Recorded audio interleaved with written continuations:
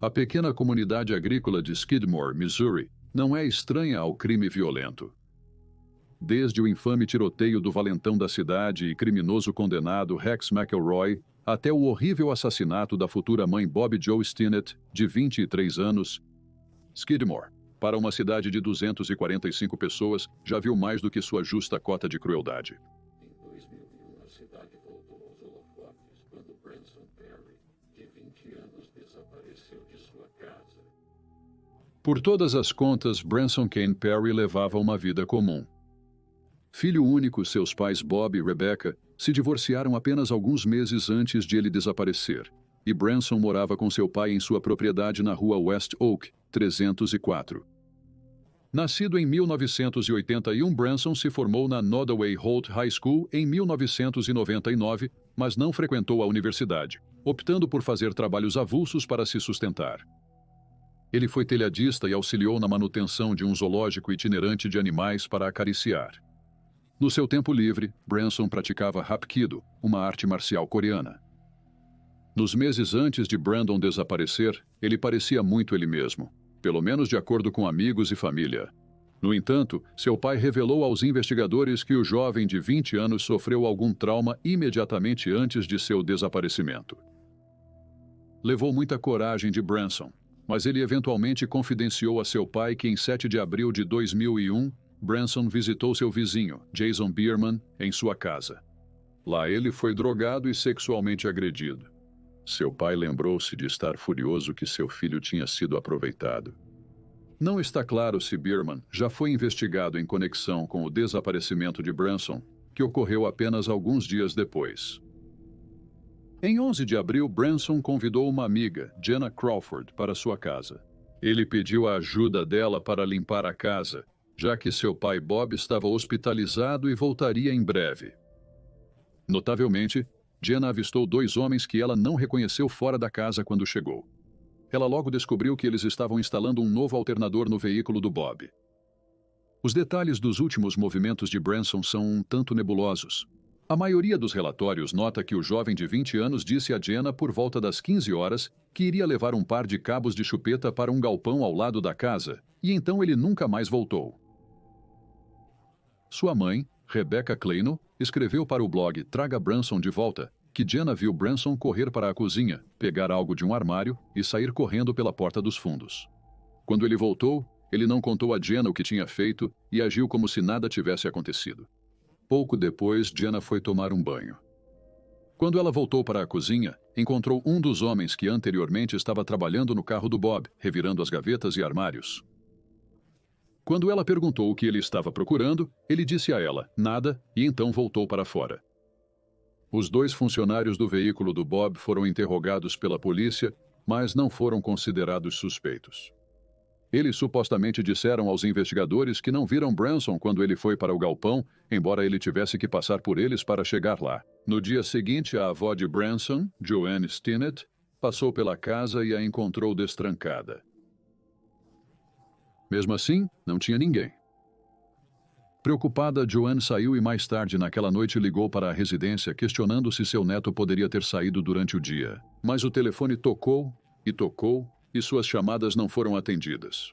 Ela aguardou alguns dias para contatar Rebecca, que também estava sem notícias do jovem de 20 anos há dias. Finalmente, quando Bob foi liberado do hospital em 17 de abril, Branson foi dado como desaparecido. Consciente de que um tempo crucial se passou desde a última vez que Branson foi visto, quase uma semana atrás, até o registro do relatório de desaparecimento, a polícia iniciou rapidamente a investigação. Grupos de busca terrestre foram organizados, cobrindo um raio de 24 quilômetros ao redor de sua residência na West Oak Street, e voluntários se apresentaram para ajudar a vasculhar meticulosamente campos, fazendas, lagoas, rios, poços e prédios abandonados. Apesar dos esforços dos envolvidos no caso, foram infrutíferos.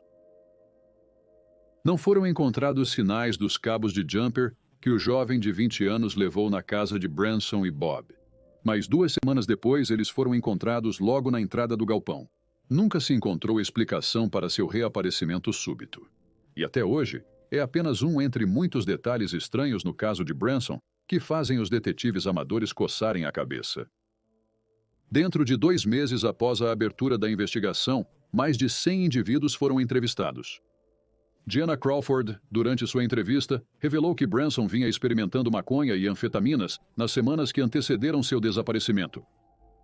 Ela acrescentou que foi para casa sem avisar a ninguém que Branson tinha ido embora, porque pensou que ele apenas tinha saído para fazer algo, e depois se esqueceu de lhe dizer. Ela não suspeitava que algo particularmente sinistro estava acontecendo.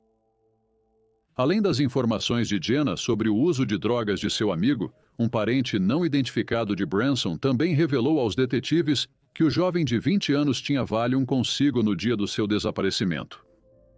Investigadores examinaram o uso de drogas de Branson, questionando conhecidos de suas experimentações. Contudo, nenhum o havia visto e todos passaram nos testes de polígrafo. A polícia investigou mais ligações de Branson com o tráfico de drogas, encontrando rumores de dívidas com traficantes, mas sem resultados conclusivos. Por vários anos, o caso de Branson esfriou.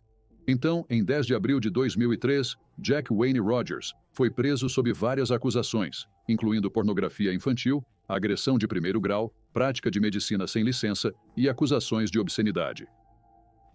A acusação de prática de medicina sem licença surgiu quando Rogers tentou remover os genitais de uma mulher trans em uma cirurgia de redesignação improvisada em um hotel em Columbia, Missouri. Durante o procedimento, a vítima teve que chamar os serviços de emergência porque surgiram complicações. Rogers era um homem conhecido na comunidade, sendo um ministro presbiteriano de 59 anos e um líder dos escoteiros que possuía uma extensa coleção de pornografia infantil. Ele também era um membro ativo de fóruns de mensagens online, onde descrevia a tortura gráfica e o assalto de vários homens diferentes, além de afirmar ter canibalizado os genitais dos homens que havia castrado. Ele postava sob nomes de usuário como Extreme Body Mods e Oh Hail Satan. Entre os muitos crimes que ele descreveu nos fóruns estava um relato em primeira mão dele escolhendo um caroneiro loiro que ele posteriormente estuprou, torturou, mutilou e assassinou. Ele afirmou ter enterrado o corpo em uma área remota das montanhas Ozark, no Missouri. Notavelmente, Bob, pai de Branson, sugeriu inicialmente que seu filho estava com alguns amigos em Kansas City. Ele pensou que seu filho estava envergonhado e lutando com o encontro com Jason Bierman, e teorizou que ele pode ter pegado carona, já que não tinha um carro na época. Quando a família de Branson soube da existência de Rogers, surgiu a esperança de que a polícia tivesse localizado o responsável pelo sumiço do jovem de 20 anos. Quando questionado, no entanto, Rogers negou conhecer ou ver Branson, alegando que a postagem que ele havia escrito sobre torturar um jovem caroneiro loiro era apenas uma fantasia que ele havia inventado, e não baseada em eventos reais. Contudo, ao revistar a casa do homem de 59 anos, os investigadores encontraram em seu carro um colar de garra de tartaruga muito similar ao de Branson. Apesar da revisão no jardim de Rogers, nada notável foi encontrado. Em abril de 2004, Rogers foi condenado a 17 anos por agressão, 7 anos por cirurgia ilegal e 30 anos por acusações de pornografia infantil. Foi sentenciado a cumprir as penas consecutivamente. Na sua sentença, Rebecca Clino implorou a Rogers e pediu-lhe para revelar a localização do corpo de Branson, mas Rogers continuou a manter sua inocência. Após o encontro, Rebecca passou a crer que talvez o ex-líder dos escoteiros não teve envolvimento no sumiço de seu filho. Ela especulou que alguém local da área estava envolvido em vez disso. 5 anos depois, em junho de 2009, os investigadores revelaram que estavam escavando um local em Quitman, Missouri, após receberem uma dica crível de que a área era o local de descanso de Branson. Uma busca de 2 dias foi executada, com o local da escavação consistindo em um buraco de 7 metros que cobria uma área de 20 por 12,2 metros. Um fazendeiro de Quitman, morador a 2,4 quilômetros a leste da cidade, informou à imprensa que as autoridades buscaram um poço abandonado em sua terra, mas não encontraram nada. Igualmente, nada foi achado em Quitman. Infelizmente, as atualizações no caso de Branson são poucas e distantes a partir deste ponto. Em 2010, Rebecca ofereceu uma recompensa de $20 mil por informações que levassem ao paradeiro de seu filho, enquanto o programa America's Most Wanted destacou o caso em seu show. Apesar da renovação do interesse no caso, não surgiram pistas substanciais. Mais recentemente, no entanto, um policial de Nova Jersey chamado Michael Kurtz, que pesquisou o caso por 18 anos em seu tempo livre, e o escritório do xerife do condado de Nodaway revelaram que acreditam que o caso esteja relacionado a drogas, embora não tenham elaborado muito mais sobre essas declarações. Além disso, em 2022, a tia de Branson, Gail McMurray, disse ao News Press Now que sabia pouco sobre o uso de drogas dele, mas disse que ele admitiu para ela que estava usando-as e desejava parar. Ele supostamente iria para a reabilitação apenas alguns dias depois de desaparecer.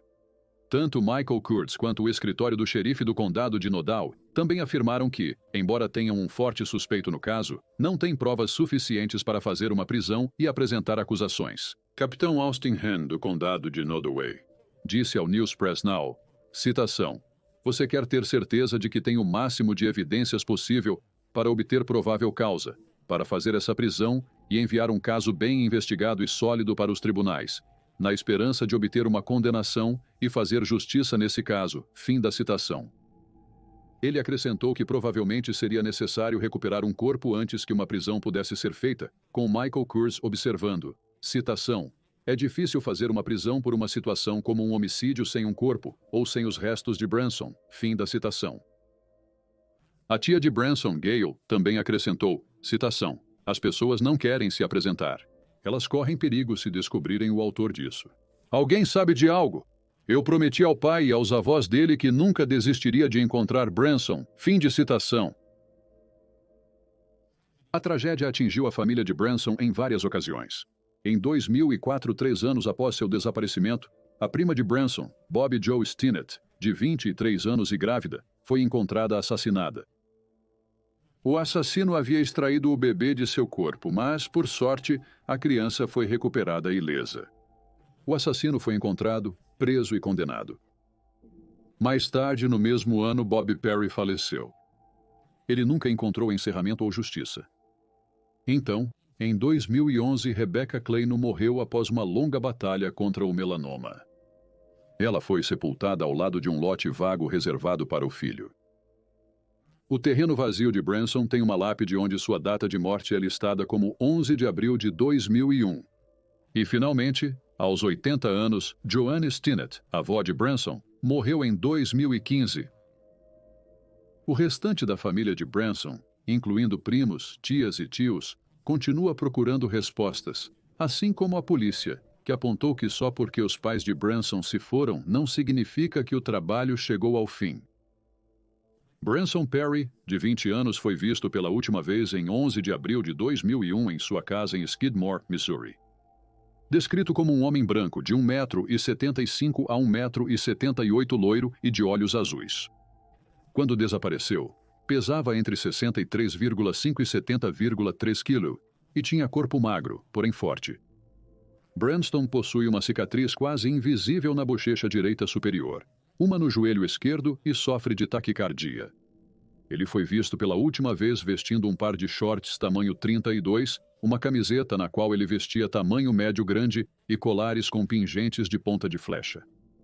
Se Branson ainda estiver vivo, ele terá 43 anos de idade. Se você tiver alguma informação sobre o desaparecimento dele, pode entrar em contato com o escritório do xerife do condado de Nodaway no número 660-582-7451. Obrigado.